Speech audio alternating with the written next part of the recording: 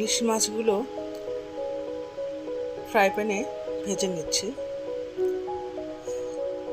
মাছগুলো ভালোভাবে ভেজে নেব। মাছগুলো কিন্তু খুব একটা মশলা আমি ব্যবহার করি নাই, খুব হালকা একটু মরিচের গুঁড়া, হলুদের গুঁড়া দিয়ে মাছগুলোকে আমি ভেজে নিচ্ছি।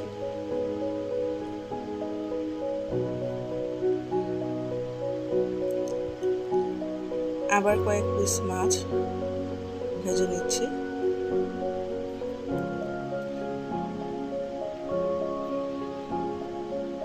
খুব বেশি কড়া করে এটা আমি ভাজবো না, কারণ আমি এই মাছগুলো দিয়ে ইলিশ কোরমা রান্না করব।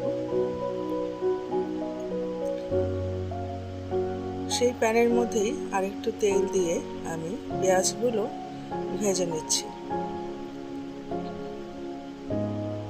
একটু ভালোভাবে ভাজা হয়ে যাক, সামান্য একটু লবণ দিয়ে নিলাম। লবণটা দিলে পেঁয়াজগুলো খুব তাড়াতাড়ি ভাজা হয়ে যায়, সেজন্য দেয়া সামান্য একটু পেঁয়াজ বাটা এর মধ্যে আমি অ্যাড করে দিয়েছি। ভালোভাবে ভেজে নিচ্ছি। এর মধ্যে আমি খুব বেশি মশলার ব্যবহার করব না, শুধুমাত্র একটু আদা আর রসুন বাটা দেব। ভালোভাবে কষিয়ে নেব। সামান্য একটু গরম পানি দিয়ে নিলাম মশলাটা ভালোভাবে কষানোর জন্য। একটু মরিচের গুঁড়া দিব এর মধ্যে। এখন আমি আর হলুদের গুঁড়া ব্যবহার করব না। ভালোভাবে ভেজে নিচ্ছি। আসসালামু আলাইকুম, কেমন আছেন সবাই? আশা করি ভালো আছেন, সুস্থ আছেন। আমিও আল্লাহর রহমতে ভালো আছি। সবাইকে মাহে রমজানের শুভেচ্ছা। রমজান সবার জন্যই মোবারক হোক এই আশা করছি। আমার মশলাগুলো ভাজা হয়ে গিয়েছে ভালোভাবে। মাছ ভেজে রেখেছিলাম, সেগুলো দিয়ে দিলাম।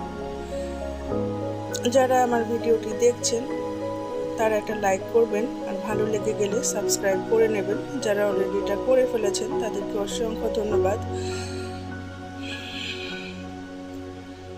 আস্ত কাঁচামরিচ দিয়ে দিচ্ছি। এটাতে আমি অবশ্য আস্ত কাঁচামরিচের ব্যবহার করি না, কাঁচামরিচগুলো টুকরো টুকরো করে দিই। যেহেতু আমার বাচ্চারাও এটা খাবে, সেজন্যই আমি এখানে আস্ত কাঁচামরিচের ব্যবহার করলাম। একটু পানি দিয়েছি এটা ভালোভাবে কষানোর জন্য।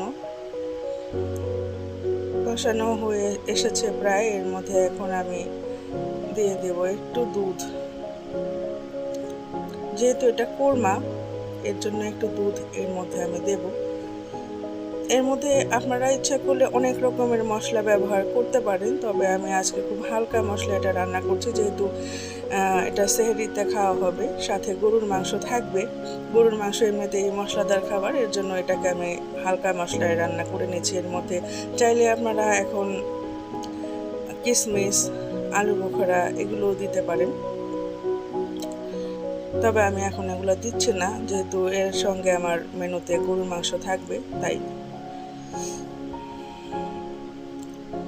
এটা ভালোভাবে ফুটে উঠলে সামান্য একটু বেরেস্তা দিয়ে আমি নামিয়ে নেব। রমজান মাসে প্রতিদিন ভিডিও দেওয়া যায় না, এমনিতে আমি অসুস্থ আছি আপনারা সবাই জানেন। তার মধ্যেও আবার রমজান মাসে এত কাজ থাকে, কিছুটা ইবাদতের জন্য সময় রাখতে হয়।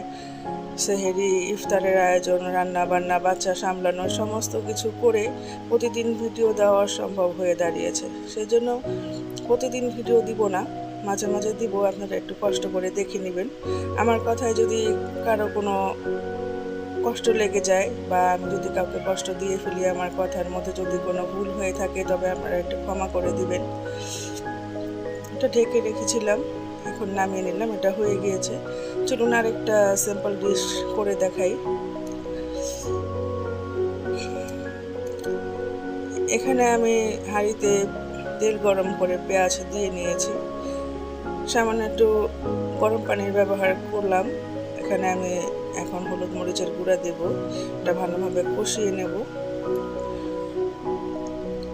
রমজান মাসে কিন্তু অনেকেই এত ভাজা ভুনা খায়, মাছ মাংসের ভাজা ভুনা এতটাই খাওয়া হয় যে অনেকে আবার নিজের মনের অজান্তেই সবজি খাওয়াটা ভুলে যায়। কিন্তু সারাদিন রোজা রাখার পরে ইফতারে সেহরিতে কিন্তু সবজি খাওয়া উচিত। সেজন্যই আমি এখানে পুঁই শাক রান্না করব। প্রথমে আমি মশলা কষিয়ে এখানে আলু আর পুঁইয়ের ডাঁটাগুলো কষিয়ে নেব, এগুলো সেদ্ধ আগে করে নেব। সামান্য একটু গরম পানি দিয়ে নিলাম যেন ওটা সেদ্ধ হয়ে যায়। ভিডিওটা কিন্তু আপনারা কেউ স্কিপ করে দেখবেন না।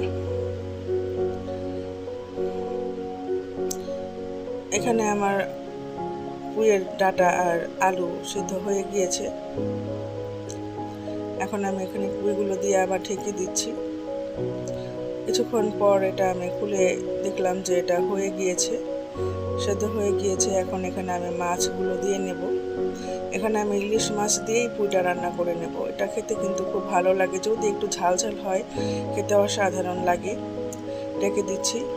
আমি অফলাইনে একবার এখানে একটু কাঁচামরিচ আর সামান্য একটু ঝোল দিয়ে নিয়েছিলাম। এটা আমার রেডি হয়ে গিয়েছে। আজকে এটুকুই।